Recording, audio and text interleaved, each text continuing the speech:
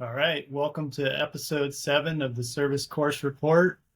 I'm Ed Philbrick. I'm joined by Kurt and Derin Stockton. We are recording on September 26th, 2025. We've been away for a little bit, but we got lots to talk about today. Today we'll cover some of the rides we've done, the upcoming return to the Philadelphia Cycling Classic, the Maryland Cycling Classic. I'm probably not getting the names exactly right. We'll talk a little Juan Solo, Juan Ayuso. We'll have some Blinded by Science tire tech talk with DS, and those are some of the topics we're going to cover today. Once again, we'll remind ourselves a little bit about who we are. My name is Ed Philbrick. I'm a realtor on a bike. I've been around cycling all my life. Since someone asked me the other day, when did you start riding bikes? And I said, 1979, 1980. So I've been around all aspects of cycling on and off since that period of time. KS, what about you? Well, race bikes a bit, we all grew up doing that. Had some fun stuff that we did, in high school. We got into riding mountain bikes when they were first coming out. I had the privilege, didn't know it back then. It was just another thing to do, but I actually raced the first Norba National in 1983 out behind Santa Barbara. I remember. We just raced bikes back then. It didn't really matter what it was, right? It's like, oh, hey, mountain bikes, okay, we'll do that. Oh, cyclocross, yeah, we'll do that. So, doing that, been in the industry about 4.5 decades. Was the U.S. professional road champion back in 1990, so 35 years ago. And I actually found one. We were talking about this, and I found this cool picture of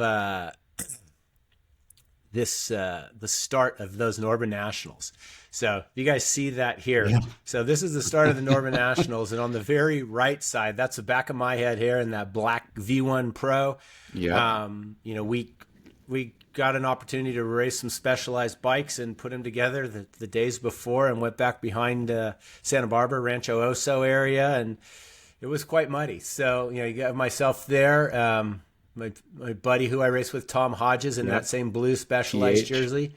Yeah, this guy here. There's Tom Ritchie, guy named Roger Marquis right here. NorCal, next to Roger. Clark Natwick, multi-time cyclocross champion.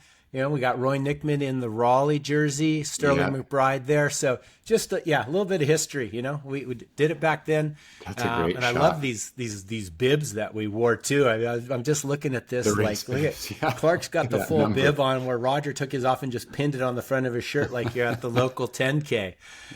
So yeah, that's a little about me, but that was just a little that photo I wanted to share of. That's a great shot. That event, yeah. Well, a little bit of detail there is that race went up to the Knapp Castle. It was down in Los Osos campground, which is like a horseback riding area. You can read a little bit more on the first Substack that we have published on our Substack about that race. I see a lot of Bell V1 Pros, a Broncoli Pro Tech, a lot of early Specialized. Ross Bicycles was big, sponsoring a lot of riders at that time. Probably some Cunningham bikes in there. I see a Cunningham brake in the front there. There's a lot of detail in that race. Yeah, there was. Well, we can share more of that. But what about you, DS? Let the peeps know. Well, my name's Derin Stockton, as Ed said. You call me DS, and I'm a former professional road bike and downhill mountain bike racer. I have a big history in product design. Designed a product line of gravity tires for Maxxis that put them on the map.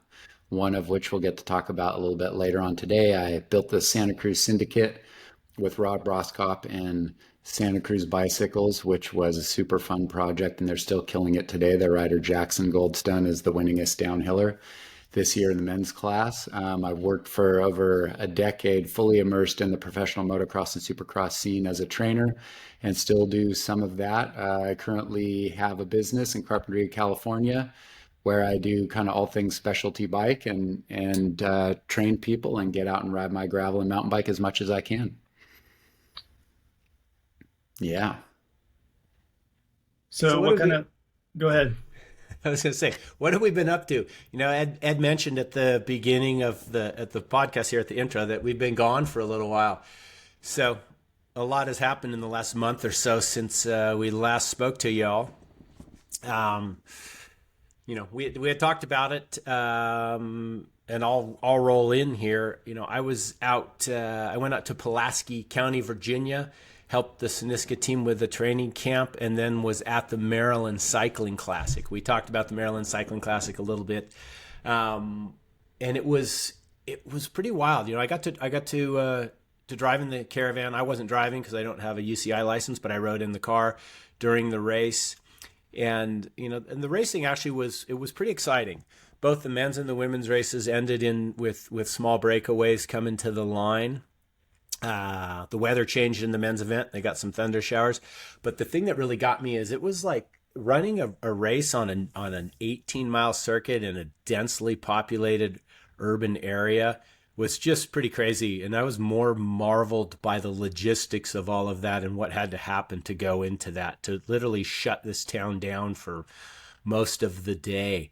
We were in Baltimore, Maryland. So in addition to the biggest one-day bike race in the country going on, the Baltimore Orioles were playing a game against the LA Dodgers that day.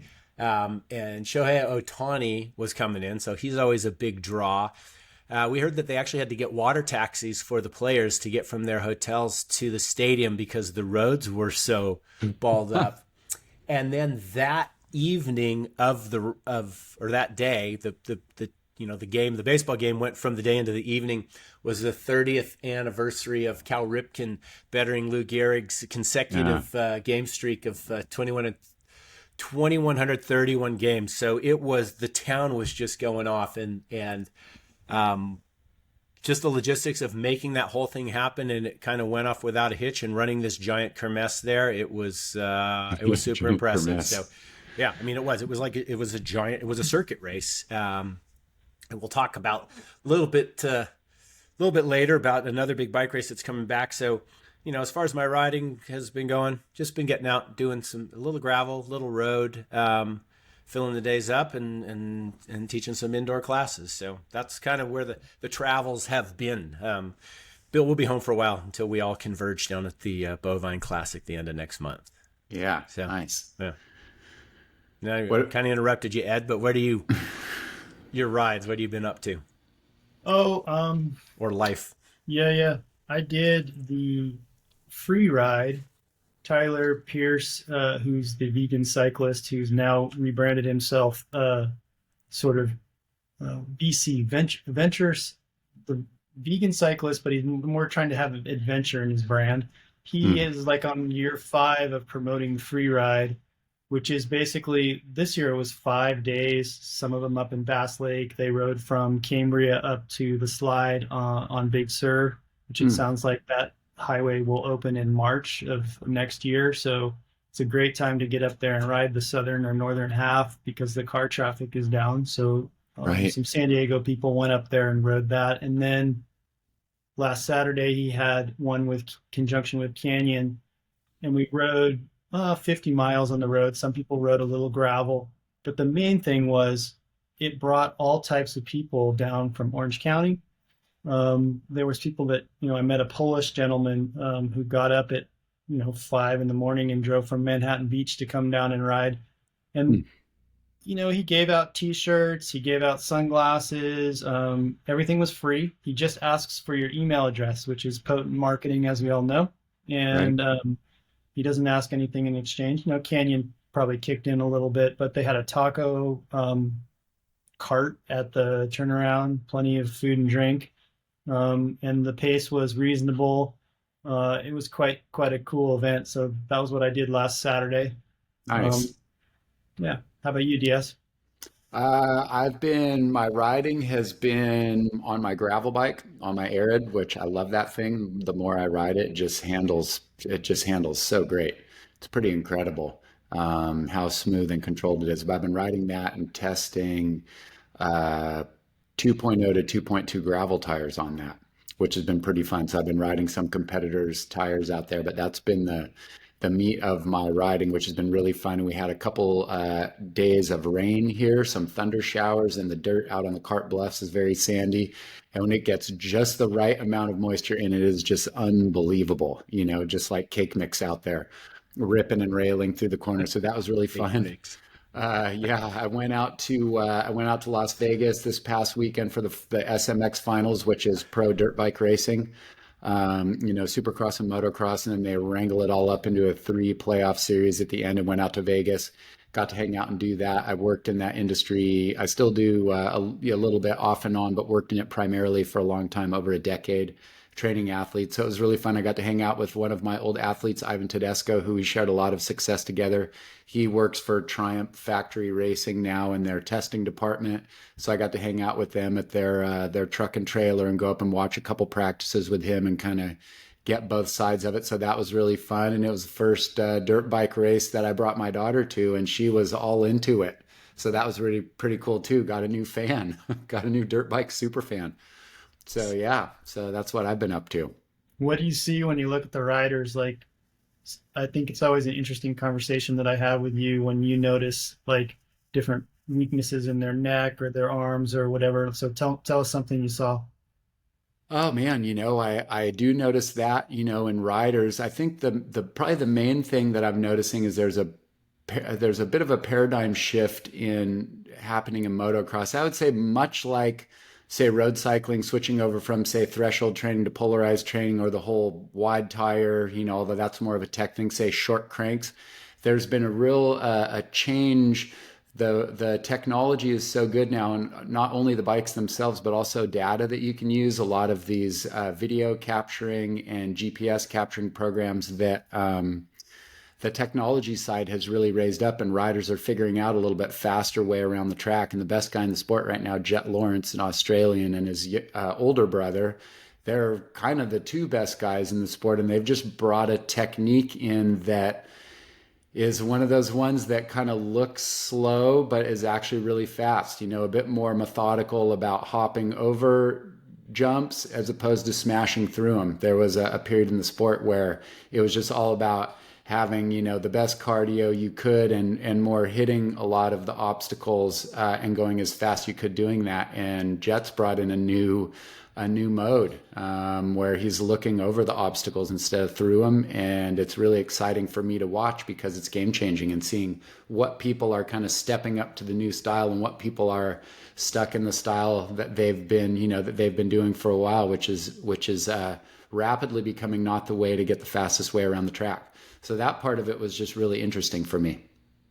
So can you tell me a question I've been itching to ask Yeah. you? So when I'm watching downhill mountain bike racing, how do Right. I tell if the guy's going to be fast? Like some of this showing, like crossing up and jumping and a little too much Right. time in the air, seems to me to be slow. It would seem to me that you would want to be looking through and always on the ground and pedaling and da da da. So tell me, how do I tell when I'm watching a fast downhill run? Man, a fast downhill run. I mean, obviously, other than if the split is green or not, Well, which means even it, but that's a little confusing on that screen for me on to the follow the splits, splits. yeah. You know what? That's a great question. One, a lot of times what looks really, really fast is the opposite. Coming into corners a little bit overcooked and on the brakes and your bike's moving all around, a lot of times that will look fast, but there's very few racers that actually go fast doing that, or especially that can do it consistency. So what I really look for when I'm watching them on the screen is their momentum. Does it look like they stall out anywhere? You see the fastest guys in downhill, which also, interestingly enough, Jackson Goldstone, who has won, a ton of races. I think over half the races this year, he won the world championships. He is actually employing a strategy a lot like what Jet's doing in motocross, where Jackson jumps a lot of sections. On a downhill mountain bike, a lot of times you're just generating your speed from pumping the backside of obstacles. And I mean, Jackson will put together a section just in a different way that people are. And I think that really starts with the way that you actually see the track as an athlete yourself. When you look at it, what do you see? Like I said, are you looking at the front of the obstacles and going, oh, I'm going to skip off this and this and this? Or are you saying, well, if I just boost off this one, I'm going to go over that obstacle and land on the backside? And so that's part of what Jackson is really doing too.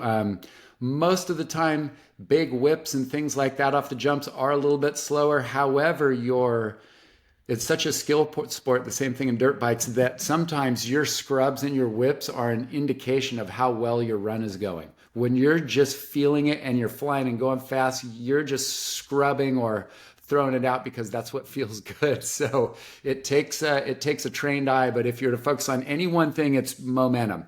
If you're hanging up, if you're hitting things really hard, if there's a lot of erratic motion, that's usually not fast. If the wavelength, the vibe is pretty rolly like that of how they're hitting things, that's gonna be a fast downhill run.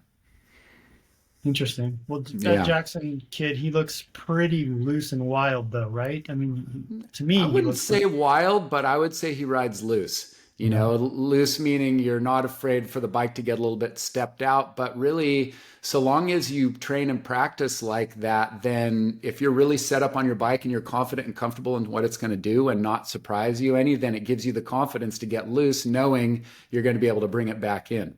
So, he's pretty impressive, and even more impressive, he tore his, I believe, ACL and MCL at the start of the 24 season and missed all last season. He'd only had 1 year in the elite category. He came out of the juniors after that. And so he showed up this year and had a shaky first round and then proceeded to win the next 4 downhill World Cups in a row, which had only ever been done one other time to win 4 in a row. So he's just really, really on another level. What can you tell us about his equipment?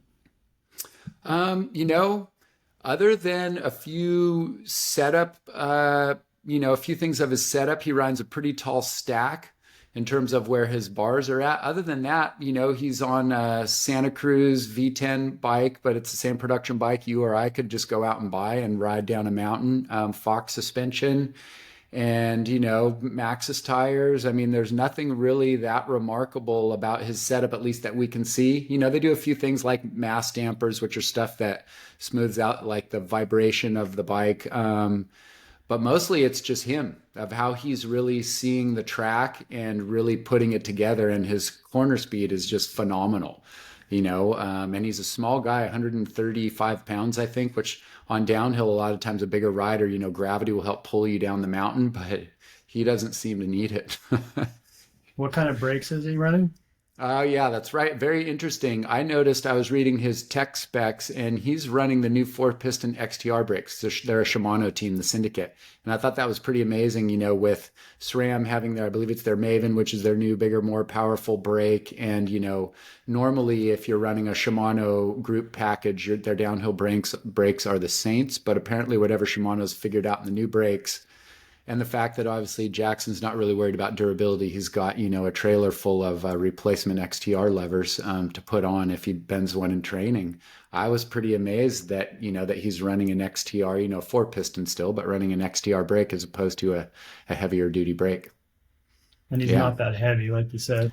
Yeah, 135 pounds. So maybe, Armory Puron or somebody who's, a lot heavier in the 180s might need, more powerful brake. But sometimes if you have a more powerful brake, also you use it differently, As they say, brakes are for slowing down, not for stopping you when you're racing. So most of the time. Yeah. So was that something that you just noticed by looking at the bike, or was anybody bring it to your attention? Brakes? Yeah. No, actually, I read that in like the tech report on his bike, what he's doing. Maybe it was a YouTube video. I can't remember where I saw it, but yeah, that was actually pointed out to me. Yeah. Yeah. Interesting. Yeah. Pretty cool. The little things. Yeah. Right. Jackson. So we've been doing a little bit of marketing for the podcast. We kicked off a little bit of a branding campaign just to get your attention and make you think a little bit and remind you of our heritage. Cass, is it possible for you to queue up a clip and DS tell us a little bit of a backstory? Yeah, we got a little bit of a backstory. I'm going to pull up a clip here, and so we'll see if the clip pulls up. Here we go. Some of you may remember these from the past. This ad campaign. It's one small step for man, one giant leap for mankind.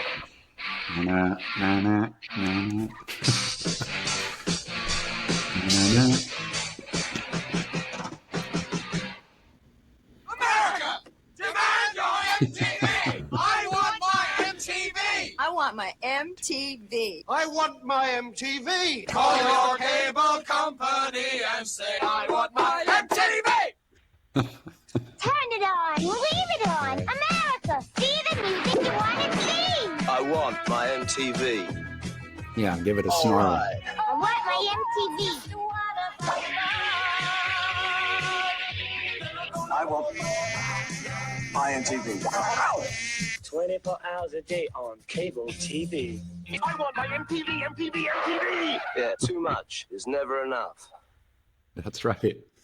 Who remembers that? Too much is never enough. I want my MTV. So, Kurt had messaged me one day, and he was talking about, we got to get something to hype up the pod and, get some publicity for it. And he goes, we need something kind of like that old "I Want Your MTV" ad campaign. And I just kind of laughed and said, well, let's just pirate it.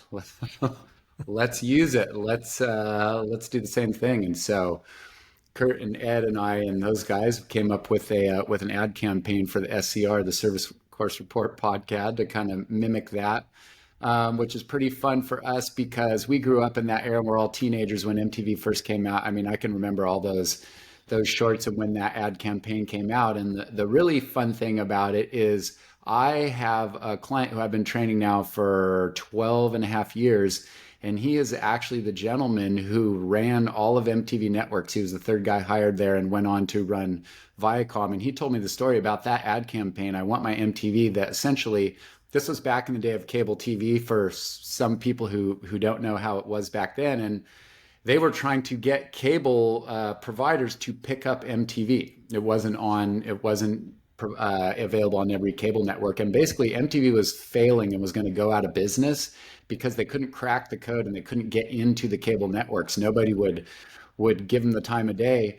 And so they came up with, which essentially my clients told me, it was a Hail Mary. They were really going out of business and they were like, dude, we're out of ideas. Like we need like one big star, somebody to like go on. They came up with this idea, like, I want my MTV. They'll say, tell your cable provider, give us MTV. And so they're calling around everybody's agents, trying to get people. Mick Jagger won't do it. They're talking to other artists. Nobody will do it. And finally, David Bowie's people gets back to MTV and says, you know what? Yeah, we'll do it. He'll do it.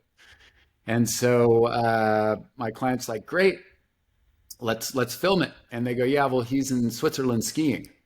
So they go, but if you can get over to Switzerland, Bowie's over there. He said he'll do the segment. And so my friend packs up gear and a cameraman and they fly over there and he feels he's living big. This was before he actually was living big, he's getting paid to fly over there and meet Bowie. And so they show up the first day and they're going out and just trying to get connected with him to go film. And they say, well, Bowie says, he talks to him, he says, well, I'm going out skiing for the day. So, go get some skis and stuff. And so Tom's like, okay. Goes out, rents skis. They go out skiing for the whole day, coming back, and he's really starting to stress. They got a deadline on this. Like, man, when are we going to film this spot? He thinks they're going to do it after skiing. And Bowie says, hey, meet me over at the hotel. We're going to go for a sauna before we do it. And so he's like, okay. So then he goes over and finds his way down the hotel basement, I believe, which is where the sauna was. And as he walks up, he can see that everybody's like in towels. It looks like their clothes are outside. So he goes in with his towel and opens up the door, and Bowie's in there, no clothes on, just in his birthday suit. And so he thinks, okay, I guess I got to do the same, and looks over, and sitting on the wood bench next to Bowie is just Paul McCartney, also in his birthday suit. So it was like, went in Rome and dropped the towel and went in, and the rest is history. And everybody wanted their MTV. And after Bowie got on board, everybody else that we saw got on board, and it really was the ad campaign that saved that network from going out of business and their influence. So that's why when Kurt had suggested, I'm like, well, dude, we gotta just use the same. We gotta use the same, and I got a story to tell. Yeah. Well, and then so if you might have seen, we did share our first one. So we came up with "I Want My SCR" instead of "I Want My MTV." Right. I want my service course report, right? So we got our first one, and when I was out in Maryland, I got Nelson for us. Hi, my name is Nelson Vales, Olympic and World Cycling Champion, and I want my SCR. Yeah, and Nelson. that was it. So we'll have more of those for y'all. That was a kind of came up with that idea. I printed something up in the lobby of the hotel and took it to the team presentation, and I saw Nelson there. So fun stuff. Yeah, Nelson's always a gamer. Yeah, so that is pretty fun. So then I would say too, if you want to do it, if you want your SCR, you want your service course report, make your own video and then tag us and put it on the socials and we'll redo it, and at some point we'll see you, we'll meet you. Maybe there'll be some gifts of unspeakable value that we can hand out. Unspeakable value. Yeah, you can also tell a little story. All the other podcasts are doing these bike reviews, like dog or bonker dog or whatever. They're reviewing bikes. So just send us your story, your 80s or 90s cycling story, and you want your SCR. Yeah. I want my SCR. If you throw like some wig, a little flare, give it the Billy Idol snarl as you're doing it, that all counts. Those score points. Yes. So I want my SCR. All right. So what's up next, Ed?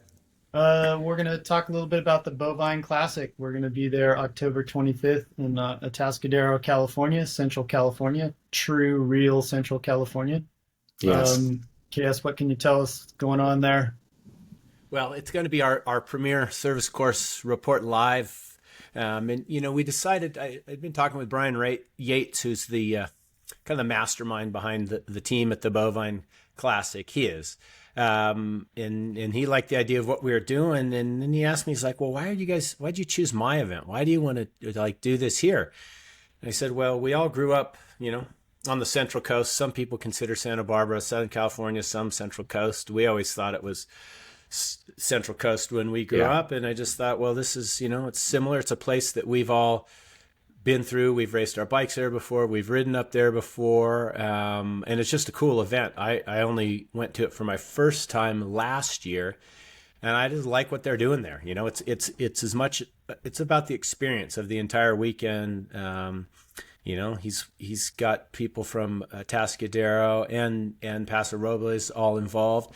And so we're like, yeah, we'd love to do it, so we'll be there. And there are shakeout rides. There are a couple of pre-Bovine Classic rides, which we'll be at. So we'll be in Paso Robles at the Firestone Walker Tap Room on the 23rd, Thursday afternoon. All the info is at thebovineclassic.com. So that's an afternoon ride. We'll ride out of there. And then there is a Friday morning ride that leaves from the start finish downtown Atascadero there at the Sunken Gardens in front of City Hall. Amsterdam Coffee is right next there. So I think we're actually going to gather there rather than right in front of City Hall, maybe to help with the traffic. Last year there was a bit of construction going on around there. I think they probably have all of that stuff done. So, all the details, the routes, the exact locations, everything can be found on their website. Super comprehensive. They've done a great job on that website. And we're stoked to be out there. So hopefully, people, you all will come out, you see us, say hello. I don't know if all three of us will be at all the shakeout rides each day, but we're working on it with our schedule, and we're going to help Brian and his team out and kind of be ride shepherds as well, so we can keep everybody close on these these social shakeout rides. And then of course the big day on Saturday. Well, we'll go out and do some of the ride, but we got to get back and capture y'all's experiences when we do the live broadcast. So really looking forward to it. It's going to be fun. Yeah, it should definitely be a great time. Yeah, and that's it. And there should be some more info coming out from the Bovine Classic, talking about the media partners, which the Service Course Report is one of them. So just keep an eye, follow them on the socials. If you do, you can go on the website and sign up for their newsletter as well. They don't barrage you every day with something, so it's nice. Just important information when you need it. Yeah, I was thinking about the area and some of the history. I mean, we all raced a lot in San Luis Obispo. We would do one criterium in Atascadero, but Paso Robles is back to our real roots. The Great Western Bike Rally was the point and place where KS rode a century, if I recall. My first one. Yeah, your first one, which was quite memorialized by the headmaster of the middle school that we were going to, that got us to that event. We were camping there, and we rode from there out to Cambria, probably, San Luis Obispo, Morro Bay, New Cuyama. Somehow we got back to Santa Barbara through Mount Ojai. Pinos, I think. Yeah, I think it was we were Mount all over the Pinos and up. Yeah. But we started in Paso Robles, which we probably got to on a bus, and we camped in the fairgrounds there. So, we're going back to our roots. Yeah, and just so people know, this is a group of kids, 7th, 8th, and 9th graders who are all doing bike trips, and we're riding like 20, 30, 40 on our biggest days, 50 miles a day. And KS and I think just your one friend, right? Brian Perloff, BP, maybe, or maybe it was just KS went out and just decided to do the century like a day or with one day off before we actually left on the bike trip.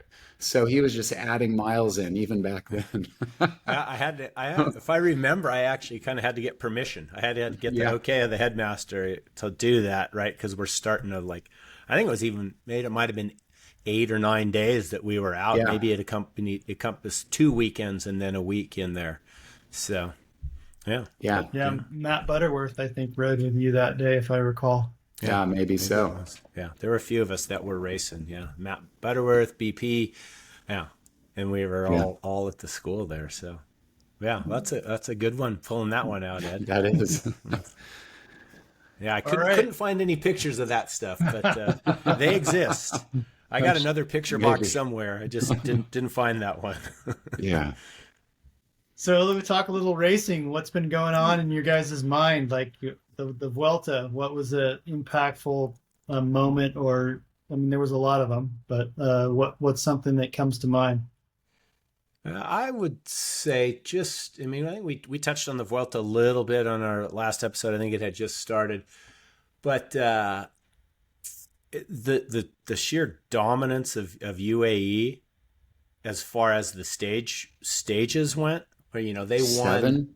Was that what the final tally was? They won 7 stages. They won the team time trial, and then Jay Vine, who won the polka dots and won 2 jerseys. Right, I can't do like that for our English viewers. Right, 2 jerseys, 2 stages.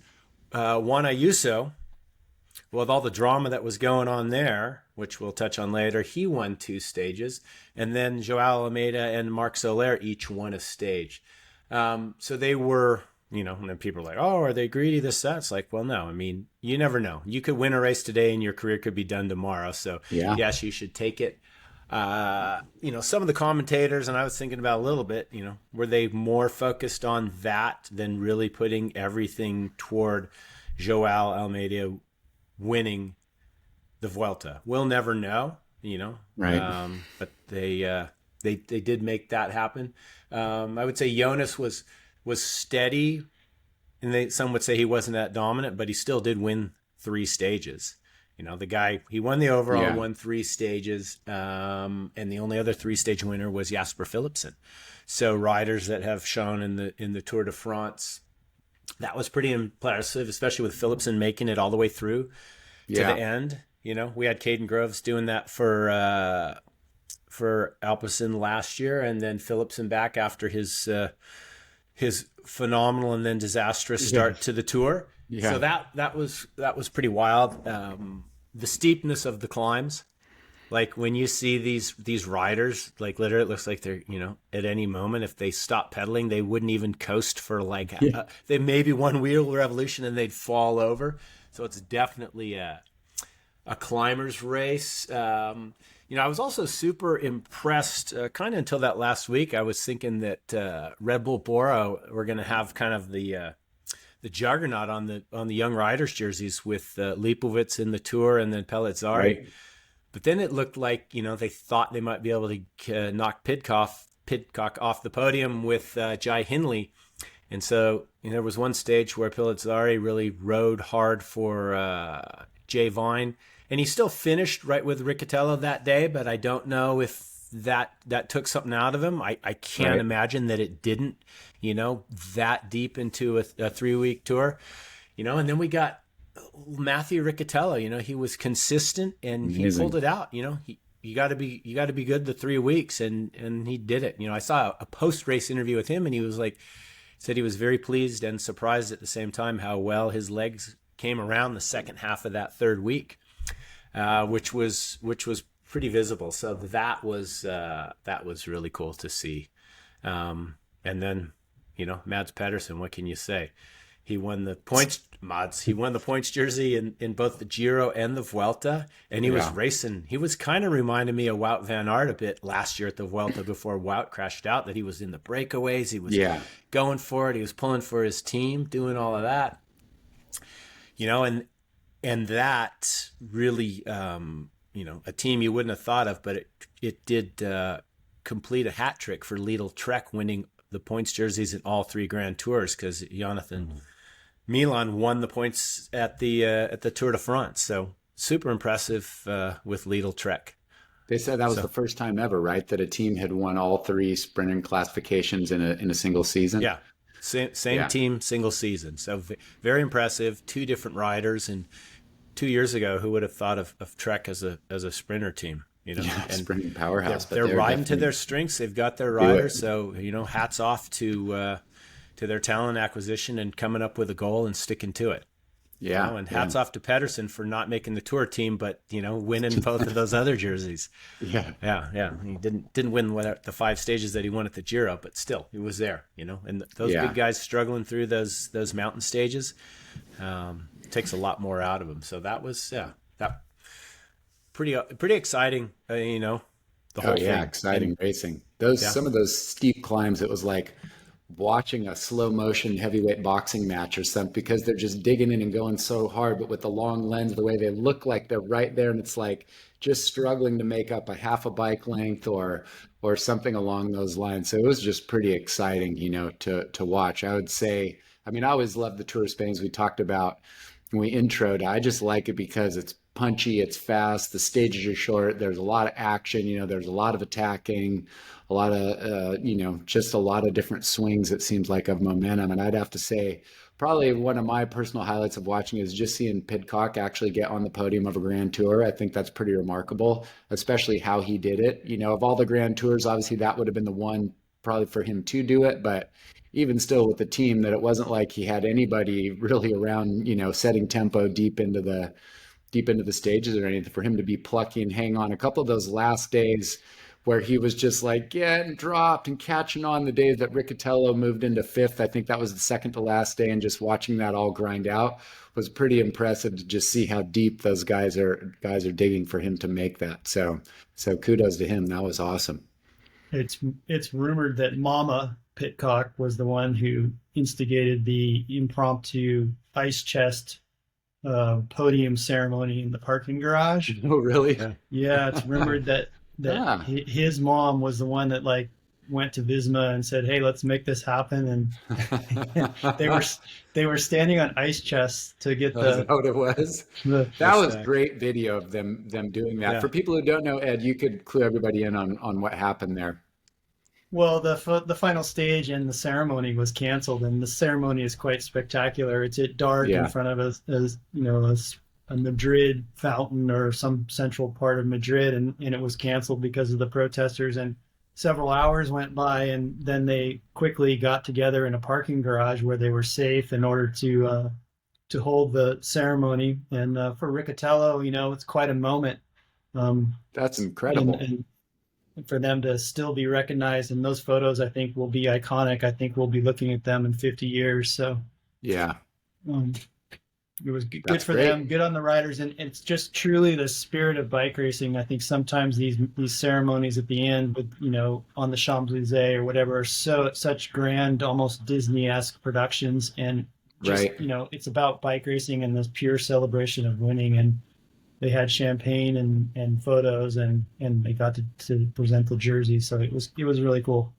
That's great. Yeah. And you see the more human side of the athletes, right? Because we see this very highly curated, right? I mean, the least curated is when they're out there on the roads racing, but all that other stuff is so, what you want to see. And just, seeing those guys doing that and just laughing and poking fun at each other. And I think it was, back to Mads Pedersen, I think he did start the fight with all the cava, the sparkling wine there. So,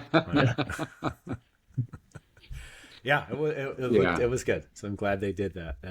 The other rumor that was out is that Juan Ayuso we spent a lot of time criticizing how he was riding in support of his teammates and so forth, and probably rightfully so. But there's a rumor that he had a bet with the staff, the management of UAE, that if he won a stage, which he ended up winning 2, he wouldn't have to go to Tour Guijan or whatever the one in China is at the end of the season. So because he won 1 stage, he doesn't have to go. There you go. There we go. I like that. That's some inside scoop right there. That'll motivate you to start your off season a little bit sooner. Right. Your travel could go to vacation somewhere rather than another bike race a long way from home. Yeah, nice biscuit on that one. Yeah. KS, you have any experience with the Riccatello family? Yeah, it's funny. So I ran. That's a term in the triathlon circles a little while in the 90s. I thought triathlons were cool except for the swimming and the running part. But so Jimmy Riccatello, Matthew's father, was a high level triathlete, kind of especially at these, I guess what you would call like middle distance triathlon. Now it's all it's Ironman, half Ironman, or like Olympic distance. But back then that was kind of all over the place. And so I'd traveled to a few events. And Jimmy was always someone that was fun to hang out with, and I would go ride with the triathletes I'd got when they rode. And one event we went to a few years in a row was the St. Croix International Triathlon. And St. Croix was its own kind of beast. It was its own distance. It didn't conform to any distance on the swim or the bike or the run. And it had this notorious climb that was called the Beast in the race, and it was like. It was the climb that would make a triathlete not want to ride a triathlon bike because it was so steep, Right. I mean, maybe it was not quite Vuelta-esque, but it was a tough one. And the roads down there, if you've ever ridden down in the Caribbean, the roads aren't always great. You really got to keep your heads up, kind of like riding through Baltimore at the Maryland Cycling Classic with the potholes and the cracks and stuff. But so I went down there a couple of years, and I actually did the relay in the triathlon because I was down there with my partner at the time, and she raced, and I'm like, well, I'm going to do it, take my bike. I did it twice. And the second year I did it, the same swimmer 2 years, a high school kid who lived in St. Croix. And the second year, we did a mixed relay, and Tracy Riccatello, Matthew's mother, was our runner. She was a phenomenal runner. Just like, she probably didn't mind triathlons except for the swimming and the biking part. I didn't mind for the swimming and the running. So I did a relay, and we ended up winning the thing overall, the mixed relay, all that. And with a high school kid as our swimmer who was a local, so he got local bragging rights, and then all the other teams. So that was pretty cool, racing St. Croix with Tracy Riccatello. Yeah, and Jimmy, like I said, he was always a fun guy to hang out with. Actually saw him a few years ago at the Ironman California, the inaugural Ironman California that got rained out with one of those atmospheric rivers. So a little history long before the two of them had kids, and so it's cool to see their son out there racing. And I did connect with Jim, and he goes, my son's thinking about racing. He's got this opportunity. So I'm like, go for it. But, you're going to have to work for it. And here we are a couple years later, and he's working for Young Riders jersey. So very cool to see. Yeah. I'm just very happy for them. He just signed a new contract with Decathlon, which is fast becoming a little more of a super team than they used to be. So that's a big deal for him. Yeah, that is a big deal. That's pretty cool. I saw that. I think it said a 3-year deal. So nice. Hopefully that works, because as we've all seen, multi-year deals don't necessarily mean that the riders run the duration, but that's another story. Yeah, that's so a little Riccatello history. Yeah. So we had Mountain Bike Worlds. Kate Courtney and Keegan Swenson won the endurance category, which is dual U.S. world champions, which is kind of a big deal. Keegan wore the world championship jersey at Schwamigan next weekend, so that he can wear it in endurance mountain bike races. I think that's really cool that the rainbow stripes get to make their way into gravel events like that. I think that's pretty neat.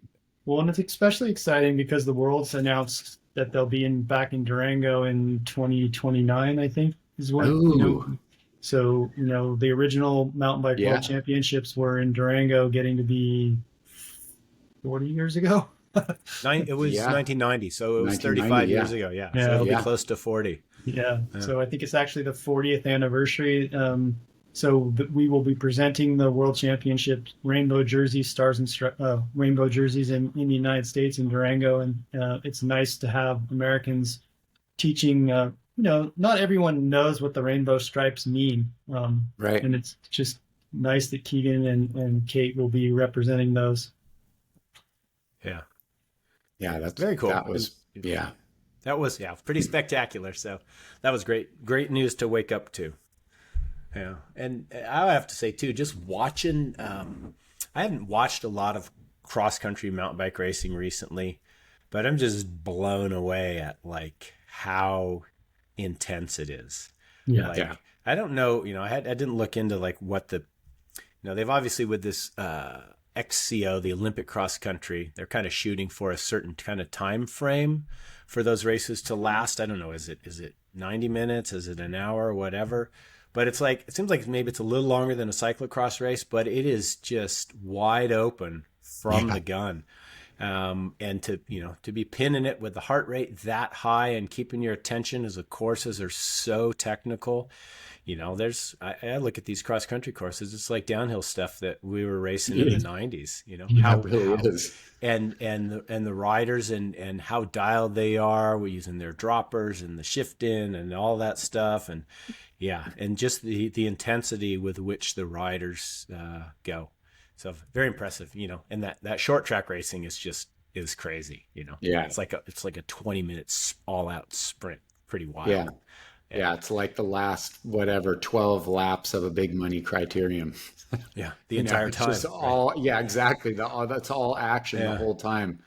Yeah, it's pretty exciting. They've done a great job of making that just so viewer friendly, to watch, and just so exciting. Definitely holds my attention for sure. Yeah, and if you haven't, any of our viewers out there, if you haven't had a chance, and you can go onto YouTube, onto the UCI channel, and they have put some pretty good highlights up of the events, and just watching some of the short track highlights to watch the riders attacking and then taking their different lines and the gaps opening and closing. It's kind of like what Derin was saying earlier, when those guys are on the super steep climbs in the Vuelta and they're like trying to close the gap and it looks so close and it takes them forever. It's kind of the same thing. You watch this short track and someone's playing, they're like, okay, I've got this rock garden, I can take this alternate line, I get a clear view, and I'm going to rail the berm, and you see the gap, slowly getting smaller or slowly getting bigger. That just the racing part of it is great to watch. So if you're into just watching the racing and the human aspect of it, it's not it's not about a power meter or watching your heart rate. It's just go as hard as you can to make it happen. So pure racing. Very cool to see. The racing is just different than road, and it's super intense. And the athletes are pretty phenomenal. So whether it's the under 23s, the juniors, or the elites, both the women and the men just wide open. So very cool stuff to see. I think if I pick an event to go and watch when the LA Olympics come back, I will watch mountain biking in person. I think actually, I don't know that I have watched it in a really long time in person, but I think in its new format, it's just spectacular. I think it's compelling on TV, and I hope it's compelling in person. I noticed that Commerce, the city of Commerce, is the host for the mountain bike track. I was expecting it to be at Vail Lake or, there was a Benelli Park or something like that. Commerce sounds a little industrial. That's my least favorite part of the 5 freeway. It's where I know I can't stop for a bathroom. Like, I got to get through. You got to get through. So anyway, I know in Paris, they revamped an old dump. So we're going to be in Commerce. And I saw some people proud of the fact that was going to be the host city. And so there may be something spectacular there that I just don't know about. Well, I hope that they use it as a chance to take an area and create a venue that will stay and get kids, especially in more urban areas, to get out and Yeah. mountain bike. I mean, that's a one nice thing about mountain biking having circuits. I think people a lot of times you get the idea that in order to get a ride and you have to be going out for a big long ride and get out up mountains. But man, you can have a lot of fun on circuits, put something good together, and also allows you the ability just to really up your skill game by being able to practice the same areas over and over and over. So hopefully that'll help bring a surge of mountain biking. Oh, it's a very important point that you bring up. One of the most successful things about the 84 games was the AAU money that was raised. Peter Uberoth was the first Yeah. director of Olympics to make a profit. Montreal lost a ton of money. So 84, he was profitable. He gave money to basically after-school programs. The Encino Velodrome developed incredible talent with its after-school programs. Some of it still ripples in the cycling community. I think Vandervelde might have been part of that a little bit. So it would be nice to see mountain biking. And I know USA Cycling had a job opening where they were trying to hire a person who would do urban development and inner city development for the Olympics, because I know they're desperately looking to have that feel good story of athletes that are coming out of the inner cities of LA. Right. So Yeah, that's great. Well, hopefully it'll be fun to watch that all unfold. I'm sure Snoop will be able to tell us all about it. Snoop's going to be blowing up in the LA Olympics. the Red Hot Chili Peppers would be there with him too. Yeah, nice. There we go. Good. Yeah. Well, there's been some World Cup racing too. I know, DS, you probably watch more mountain biking than Ed and I do combined, but we've seen some stuff. I mean, we had the Worlds, we've had World Cup racing, some stuff bringing it all back around. You kind of talk about it, because we're seeing some stuff on the men's side on the cross country with some dual programs, and then some old designs still out there. Yeah. So what do you see? Yeah, well, one cool thing, just to touch on Alan Hatherley, who repeated as cross-country world champion. He won Worlds last year and had already signed a contract to go race for Jayco on the road. And so now he's on the bit of the Pigcock program, where he's been racing a lot more road and then is coming back for select mountain bike events and won the Worlds. And then also won Lenzerheide, I think it is, however you pronounce that. That's correct. The last World Cup. One of the ones that was a pretty cool morning for me is I woke up one morning and I go, I think there's a World Cup on today. And I woke up and it was a rare day where I didn't have to get out the door early for a client. And so I flipped it on. It was Leger. Now, the Leger downhill, Kurt and I had an experience with where when we were racing pro downhill in America, our sponsor at the time, Maxxis, they wouldn't pay for us to go to World Cups. But we were just like, if we're really consider ourselves racers, we got to get over there and race some mountain bike World Cups. And we went over and raced Nevegal, Italy, and Leger, France, the first year we did that. In both races, it was dry all week in practice, and the night before it just absolutely dumped and poured rain, and I didn't make the final in either race, which was a bit heartbreaking. And I can never forget coming into this one section at Leger, and the dirt. There are so many exposed roots in a downhill track because the dirt just gets flung off, especially when it's a muddy race. Tires come up and peeled off. It looked like a picture of Arnie's thighs in his peak weightlifting days. Just like the roots just look like veins, veins going all in. And so I woke up and I'm like, oh, great, it's Leger. And I'm watching it live, and it turns out it's a mud race. And so, for a bit of background for people, I designed a product line of gravity tires for Maxxis between 1998 and 1999, which was the platform of tires that allowed them to sponsor like the GT team and, get off to the races, Steve Pete and those guys. And the Maxxis High Roller and the Mobster, which were more drier and intermediate weather tires. And then I designed this one tire called the Swamp Thing, which was like an intermediate mud tire. And I kept telling Maxxis, like, hey, let me do a spike also. And a spiked tire is a tire that almost looks like an Army flat top haircut.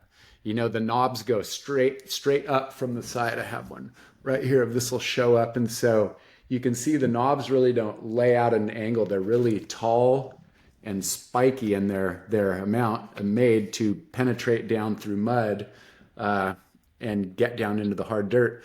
And so as I'm watching this race, and it's pretty cool, the World Cup coverage they have set up, and here's what the guys are riding, and here's what tires they're riding, and the WetScream, which is this tire right here, is still their go-to deep, heavy mud spike. And I thought it was pretty incredible. I had to go back and look through all my tire design books, which I have, but I designed that tire in 1999. And the funny story is we had everything but a spike in the product line, and I went back to that race, Leger, France, again in 1999, and it dumped rain again, and we only had the Swamp Thing, which was our mid spike. And I missed qualifying by 1/10 of a second. It was great in some sections, but in other sections, it just couldn't compete with the spikes. And so I got back from that trip, and I'm like, guys, we really need to get this spike done. And so we designed the spike, and that very same design, the WetScream, is the tire that won Leger this year, Ronan Dunn's bike, which was just kind of incredible to me. And I started thinking, like, so obviously they've sized it up, right? I designed in 26, they've sized it up to 27, 5, and 29, and then made one wider size, but it's absolutely the same tire. And so as I went back through my tire book, I found a bunch of the old designs. We're going to go on here and show a few pictures of this era here. If you bear with me for just a second here, while I get this information up to share it. All right. So this would be, I didn't even know how to use AutoCAD when I first started designing tires. This is just like what the drawing of a knob detail looks like. Some of the information of how to draw it out and do it. And so this is my actual drawing. And that's not scrolling now. My technology is failing me. All right. Oh wait, here we go. I got it. Okay, so here's another detailed drawing. This was like the middle and the side knob. And then I would communicate with Maxxis, and here is the CAD of the WetScream it actually is. And there's my approval signature right there. It says Derin Stockton and my name up here, Derin Stockton, Russell Webb. He was the head of marketing that time and who I worked with to design him. It's got my old Santa Barbara number up there at the top. David Lowe, he was our contact over there. So this is what the tire CAD looks like for a spike and has all the details on it. This would be, here's another one with my approval signature. This is to sign off on the artwork and what the tread pattern looks like. And so this is that year in 99 Leger when I didn't have the WetScream. I had the Swamp Thing right there, and you can see how it's pretty mucky and muddy. It was like pretty insane. And so when I looked at, this is Ronan Dunn's race-winning bike from Leger this year, and you can just pick your way through. And if you know what the logo looks like, you can see the white writing of the WetScream up here on the tire. And I just thought was pretty amazing. 26 years. I don't know that there could be any other pattern of a tire. Now the spike would be the only one that could last that long anyway. And of course, some different compounds in development, but have it be that exact same tire for 26 years. I don't know what tire could stay at the pointy end of World Cup racing for that long. So it was a pretty cool biscuit. Yeah. So I noticed a couple things. One, in that drawing, it says Chengxing. Is that the parent company of Maxxis that's been? Yes, correct. So Chengxin Tire, CST, is like the Toyota to Lexus. If Maxxis is the Lexus. And when we first got sponsored by Maxxis back in, I think 96 was the first year I just ran their tires before Kurt and I got on the Maxxis team. Maxxis was their high-end brand. So they came out with a Maxxis name. Chengxin is still making the tires. They could have made all that with a CST logo on there, but people wouldn't have brought it. They need something that was new and snazzy. And so that's where the Maxxis brand came around, and that was thought to be their high-end, feature. So yes, that's exactly what it was. And don't you think every beach cruiser that we rode as kids or in our high school days was on Chengxin tires?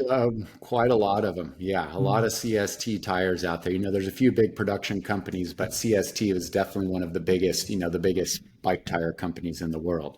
Yeah, and so, we would go over, I would travel over. I got to travel over to the Chengxin factory over in Taichung in Taiwan, and would go in and got to see where everything was made and where a Maxxis line was, and machines that cut the molds and everything. So it was really cool to go over there and be able to see that. But same factory, you could have put the logo on anything. The technology was there. What they really just needed was some hands, feet on the ground, information to make tires that were current and for what we needed in racing. when they made you drink Yeah. whiskey? Fortunately, I didn't have to drink whiskey, but I did have to drink a lot of beer. And I was definitely in my racing years, I barely drank alcohol. But unfortunately, whenever you would finish a tire, you would all go out and celebrate. And in Taichung back then, which it's, developed a ton since then, I'm sure there was literally one good Japanese restaurant in town. And so when you would get done going, it's like, oh man, we'll go to the Japanese restaurant, and go in and so they would always try and get me to drink beer to celebrate. And I'd be like, hey, it's ahead of my racing season. If it was, a year I was over there in April, but I learned that you got to do it. That's part of their celebration process. So I would nurse a beer and do that to help me with my superstitions about not drinking alcohol and being an athlete and all of that. But yeah, it was pretty fun going over there. A lot of celebratory dinners after finishing tire designs with Maxxis and the crew over there in Taiwan.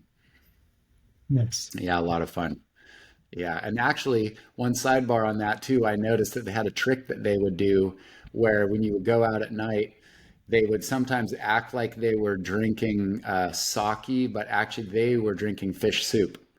It looked very similar. And so I busted the one guy, David Lowe, whose name was up on the facts there one night. I saw him there. There was another gentleman, let's say from another tire company that they did private label stuff for. And he was one of those people that got a little more rude and loud as he drank. And so they gave him an early exit to the evening by saying, let's all do shots, but he was the only one doing them and everybody else was drinking fish soup. So a little inside, some inside tactical sabotage there. Yeah. There we go. Yeah. I like it. Yeah, pretty funny. But yeah, those years and, like I said, watching the downhill racing, it is just amazing. I mean, the bikes and the equipment now and seeing what those athletes do in all sports, but as I did that, for a living, obviously I mean, I get goosebumps watching the guys come down, hearing the crowd cheer, all of that. I'm just like on the edge of my seat watching those World Cup races. So that's really still a lot of fun for me to do.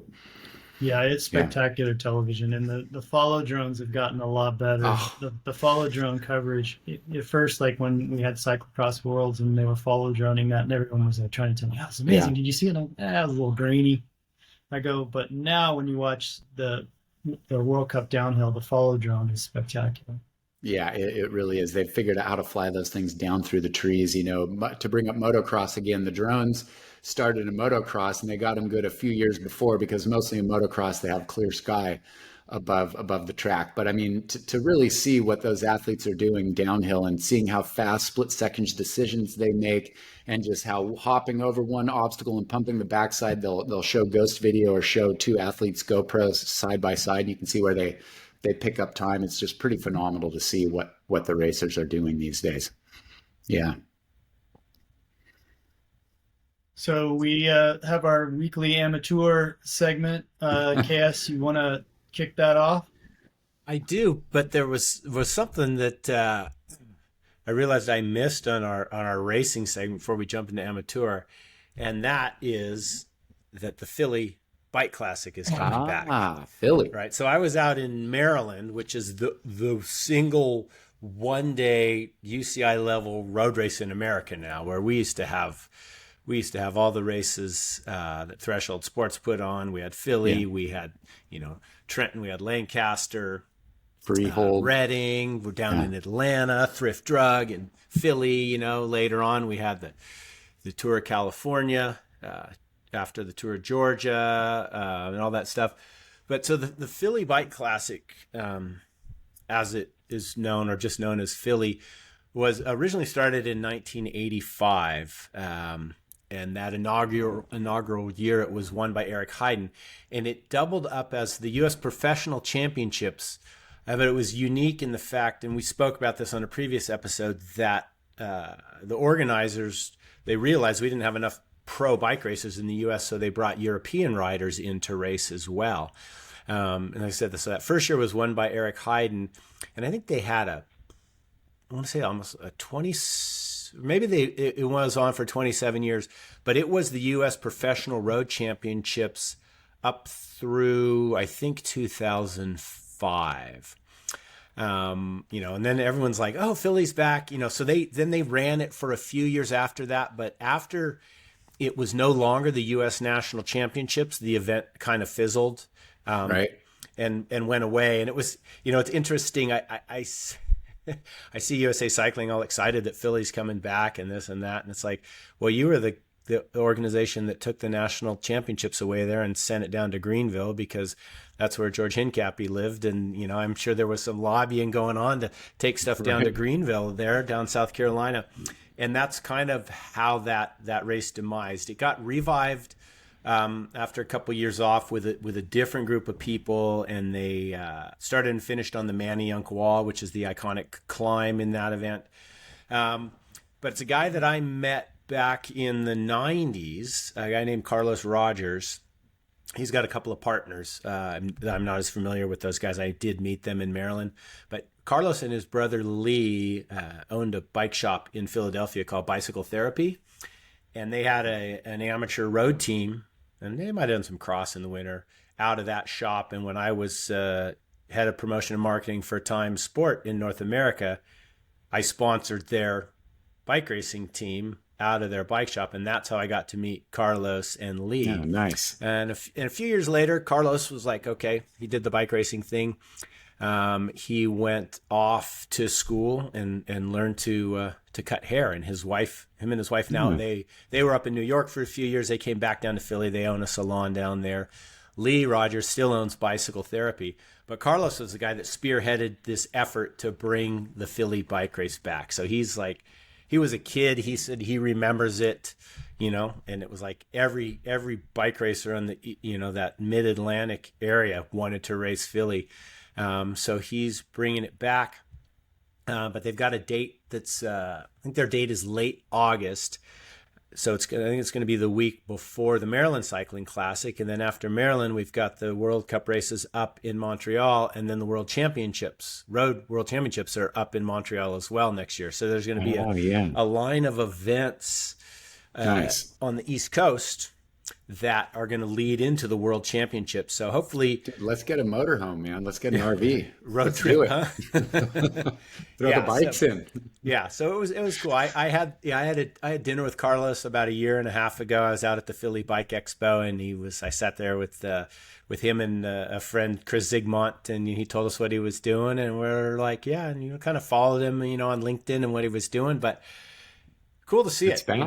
It's back, and you got a guy who oh yeah, I went to high school with the guy who was the mayor before, or some guy that's in Congress now. So it's that local connection, and it's really about Philadelphia, and I guess they've got FIFA, they've got World Cup soccer going on there next year. They got a lot of stuff going on in that town, and they're really embracing sport to do that. So that's cool. Philly's going to be back, and it's going to be back with its original course that starts and finishes, right there by the museum. Yeah. Where Rocky ran up the stairs there, Benjamin Franklin Parkway. They'll go along the Schuylkill River back and forth. They'll be down in Manayunk, so it's the original course. So that'll be very cool to see. Yeah. Nice. And those guys, so then I saw those guys in Philly, and, I said, okay, guys, I need your help. So this was our very first I want my SCR, and these guys did it for us. One, let's go. Hey, this is Carlos. This is Adam, and we're from Philly. We're bringing back the Philly Cycling Classic. I want my SCR. I want my SCR. Yeah. Nice. So maybe we'll have to do a live one from Philly. Dude, they even got with the camo there and everything. They got a little bit of that rock and roller look to them. Got the shaved heads, so they're already tapping the vibe. The tats, the glasses, the whole thing, and they did it in one take, so pretty impressive. So Philly's back, yeah. Cool. Well, and the Manayunk Wall is a little bit like it'll give Crybaby Hill a run for its money. I mean, the vibes and the energy on that hill are legendary. Yeah. Well, I've got a Manayunk. So this is the first year that I raced in Philly, and this is going up Manayunk in 1989. Yeah, so that's me with the time shorts and the bandage on my knee and the hairnet. Yes, this was back before we had to wear helmets in bike racing. You know what, Chaos? Is that Kenny? in the red and white with the headband on? No, What was the name of that bicycle that's that shop? bike by Kyle. Kyle Bikes by Kyle. Oh, so maybe it that isn't. right there. That was I don't know. Maybe that's I don't We'll know. have Maybe to ask that's Kenny about that. Speaks. No. Yeah. Oh, so Yeah. the East No, Coast that's one. too Yeah. small to be Steve Speaks. I don't know who that is. No, I'm making Yeah. But that was That's a so great that was shot. that first year where I'm like, okay, let's go ride it, you know. And to your All right, point, Ed, the crowds. I mean, I remember, and Derin can talk about as well. Those crowds on Dude. Manayunk, it was like you went up through there and you couldn't even hear yourself breathing. They were so loud, and the air was thick with like charcoal barbecue smoke and the smell of beer. And there was a guy that had this O'Brien's fountain. Yeah, he strung up a shower head with a hose. We could ride through it because it was super hot. So I'm guessing that Philly, they're gonna come out and really embrace this thing. Yeah, that was nice. Fun Do you stuff. remember what crash gave you the road rash that you had that patch on your right knee? What would you I mean, that's that? June. It was something Maybe a local criterium somewhere? Probably, yeah. I mean, what was that? That was 89. I think I was living down in LA, like Venice or Manhattan Beach or something, or Hermosa Beach. Probably. I mean, shit, we could race every weekend, twice a weekend, right? And practice races during the week. And exactly. take up some cash too. Yeah. Although, that's a great shot with a hairnet. If you remind me, or someone reminds me, when I do finally pull those old training logs out, I could that's right. You could figure it out. The training log and go, okay, yeah, I crashed at this event because, and I'm probably, if it was me, then it was me, but I'm probably cursing someone that took me out or whatever. So. Yeah, Philly. Cool. So Philly's coming back. That'll be fun to see. Yeah, that'll be fun for sure. Yeah. All right. So our amateur KS, back to you. Yeah, this one, I thought this was great, It's like you got to give it a real amateur. You gotta lean into it. Come on, well, I mean, do the fill. Amateur. If you remember our amateur segment, someone making what we would call an amateur move, right? It's not it's not the way the pros would do it. So this was the amateur move. So David Laparitent, the president of the UCI, apparently had a tweet all queued up to be sent out after the finish of the women's and the men's time trial, and apparently he thought someone else was going to win the men's time trial. They got the photos right. You can see Remco down there at the bottom center. But this is what can happen, folks, when you pre-program your tweets to go out. Make sure that your social people actually watch the race. So I believe it was quickly changed, and he did correct it to congratulate Remco, or his social media team did. But I thought that is the epitome of amateur. Yeah. The UCI leading by example. Yeah. Yeah, Remco could double up this weekend. It's a good possibility. I think he's got the form. Tade's cooked. Yeah. He might be. It's if you remember when Remco won Road Worlds down in Australia, it was those same type of short, punchy hills. And I think for any of those guys, when they got the form, if they can get the gap, I mean, the guy time trials well enough on the flats, you're not really going to bring back much time on him on the hills consistently. I mean, it should be good. But then again, Tade showed up at the Dauphiné a few weeks before the tour and got smoked in that time trial. Now, granted, he had a couple of weeks as opposed to a couple of days to turn it around. But I think part of it might be mental and emotions for him.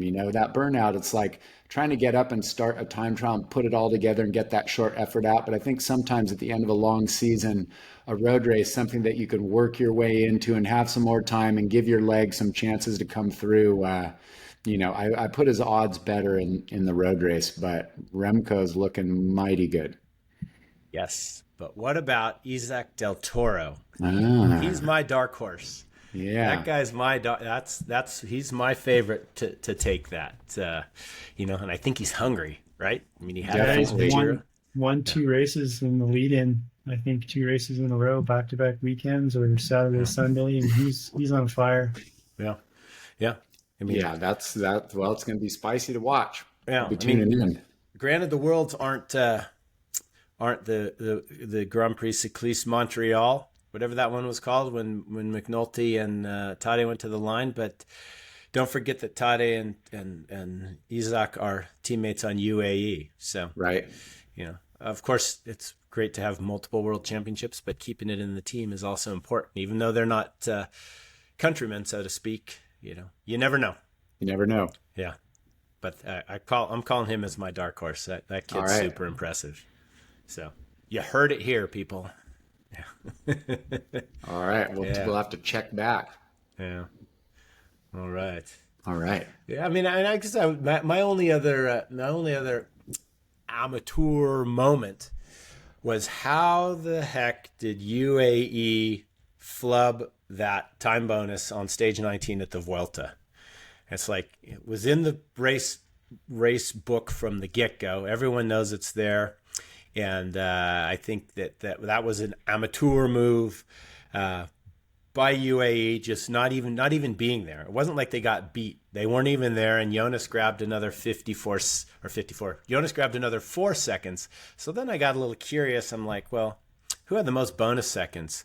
Well, Jonas had 54 bonus seconds total at the Vuelta. And Almeida, I think, I don't know that page up here, he had like, I want to say 20, right? So that's a 34-second difference between those guys.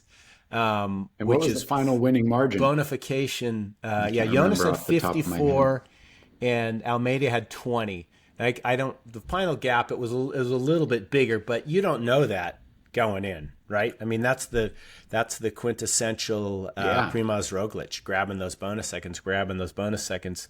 But I'm looking at this. If you go on pro cycling stats, Jonas had 54 seconds of bonuses. Then the next was Jay Vine, and then Jasper Philipsen, who won 3 stages, right? And then placed in some stages. Jonas did win 4 stages, so there's 30 of his 54 seconds right there. But that's another 24 seconds where in Almeida, he only had 20 seconds, and 10 of those were for winning a stage. So, I mean, he outdid him 10 seconds to 24, not with the stage wins. Anyway, I think it just, speaks to Jonas not being an amateur. Like that guy, Correct. he knows how his ability to be consistent throughout the 3 weeks and really ride to his strengths, and I think that also has the team around him knowing that he's going to ride like that. So anyway, that's it. Attentive for 3 weeks. You got to do it. Well, I think great champions always rise to the occasion, and one of the coolest things about road cycling right now is that we're seeing so many good guys at the top, and all of the new training methods and polarized training and all the data they've used have really raised the floor. And so, race wins are harder to get. And in the past, racers going for, say, a Grand Tour overall, they might not work so hard to chip away and get a second or a third place finish. But obviously, Tade changed the book on that.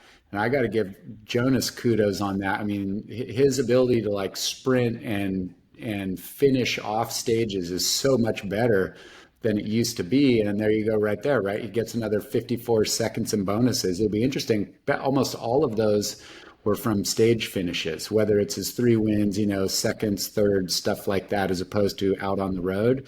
And so just having that extra, bit to crank up the pedals and turn them over and get a sprint in leads to extra seconds at the end of the day. Yeah. So that's pretty impressive. Well, so I'm looking here of his 54 seconds. 4 of them were for a KOM sprint on stage 11, and 4 of them were for that stage 19. So 8 seconds were 46, bonus. 8 seconds, and then everything else was at the finishes. So yes, he won 3 stages, but he also got some seconds in thirds. 16, yeah. So it's. Yeah, I mean, we didn't know how close it was going to be until that second to last stage, right? Stage 20, when he finally attacked those guys at the end. could have gone the other way, and he still could have won because he had the bonuses. So Right. yeah. And I would have to say too, I think Jonas, just like from when, that crash 2 seasons ago, and when he came back and raced last year, like his left leg, may have brought this up a couple times in the pod, his foot was kind of turned out and he just didn't seem like he had that same just ease and economy of motion on the bike. And a year and a half later and 160 cranks and all of that, and his pedaling style and how he looks on the bike, it looks like he's really, really tapping back into that form that we saw him, win 2 tours with. And it's not just about your VO2 max, but just about how you're relating to your bike and how you can extract that energy out at the end of the day and at the end of the stages. So that's been really exciting, exciting to watch. So looking for more battles from him in the future. Wow. Yeah. My amateur moment is a little bit personal. Mine is check your brake pads. Don't blame it on your pistons. So I had, I'm a heavier guy. I use a little too much brake maybe. And new bike, was blaming the SRAM brakes. The brakes are, known to have a known issue. SRAM even recognizes it. So I was always blaming the pistons. They're stuck on and whatever. So I went to take apart my mechanic. I fired myself from working on disc brakes. My mechanic takes it apart and was like, dude, there was no pad material left on your brake pads. So it was just metal on metal. So the other night when I was riding the taco ride, I'm like, oh, guys, my bike's getting worked on tomorrow. Don't worry about it. It's just the pistons, but it was really me, I was the amateur who hadn't checked his brake pads. So check your stuff, have it dialed, know your stuff. So. Yeah, down to the metal. I will say that I have done that before. I've let some disc brake pads go really, really deep without recognizing it. But yeah, so it can happen to anybody. All right. Do you want to wrap it up, or do we have a what went wrong? Well, yeah. Well, and you know what? I actually had a DS was talking about the mud spike. I did have a mountain bike mud picture queued up as well from earlier before the spikes were. So I forgot about that. So I'll show that one to you guys because it was, and this was definitely this was before tubeless, well before tubeless, going back to that 1983 Norba National there at Rancho Oso behind Santa Barbara. What do you got for us? I got this. So that race was so muddy. You can see the tire, right? These were bolt-on wheels. So we had these loaner stump jumpers from Specialized, and I flatted probably more than once, and maybe I changed it once, and I ran out of tubes, and I got to the top of the last descent, and I was like, I'll just ride the flat down, and then pretty soon the mud got in there, and the tire wouldn't stay on the rim. So you can kind of see the tube wrapped around the outside of the fork on the far side, right? On the far side. And then, but it was a bolt-on,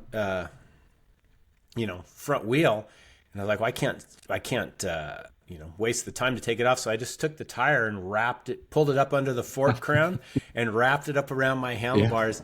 Yeah. And that's how I rode the last part of that Norva National there. And I remember, and actually, you got pretty decent traction on a rim. It dug into the mud pretty well, better than the tires. And I guess, the fact that it wasn't my bike and I was going to give it back gave me, there was less incentive to fix it and worry about destroying my equipment. But I remember talking to some dude after the race. He's like, oh, that was you. He goes, I saw these 2 lines going down the trail in front of me, and I couldn't figure out what it was. I couldn't figure it out. And it was that the front rim on that thing. Yeah. So that was it. I remember seeing you finish and coming in because we were kind of like, God, we thought he lost some places, we're expecting to see you come, and saw you coming down the finishing stretch with the tire wrapped up around the bars and on the rim. So I remember being there and watching you finish. That's mom and dad in the background there. Yeah. Checking you. The parents in the background. So yeah. That was good. Some of our viewers will enjoy us breaking down the bike a little bit. You got a silica frame pump. You got a QR seat post with probably an Avocet saddle. Triple chain rings, clips and straps, probably Shimano, but it might have been Suntour.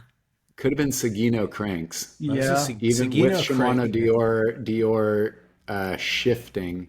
And I wonder if that, I think that was the year where the bars, was that a 2-piece aluminum? Because they were the 1-piece steel bars the generation before, which was what my first mountain bike was. But I think that was the 2-piece aluminum bar.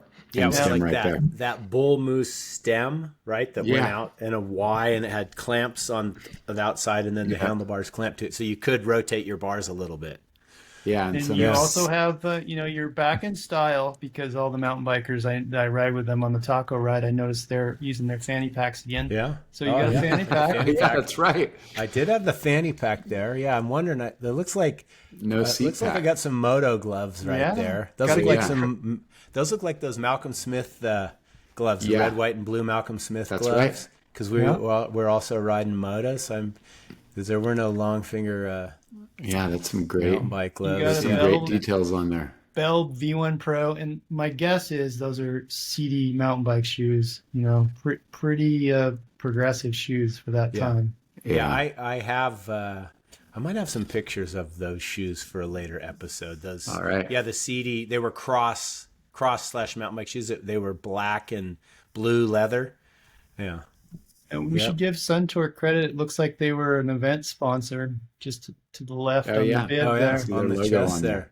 And I want to point out to people that that's a different Suntour than the Suntour that's around now. I mean, maybe those two companies are related, but someone tried to tell me, Suntour's still around. I go, no, that's not the same Suntour. Suntour was an incredible company making very high quality products, and sadly they're gone. But they were a sponsor. They made some great brakes. We can tell that story a different time, huh? There, yeah. So that was, mud racing has been around. Yeah, and good time. I've got some more photos from this event we can show on a coming up episode. But all right, I will look forward to seeing those. The mud spike. No mud spike. No. Yeah. All right. So, we have what went wrong, or are we done? What went wrong? Yeah. Well, our quick what went wrong is just Juan Ayuso and UAE. What went wrong with that relationship? He had a contract. He's out of it early. We just saw this week he signed a 5-year deal with Lidl-Trek. And so what's your guys' take? What went wrong with that relationship?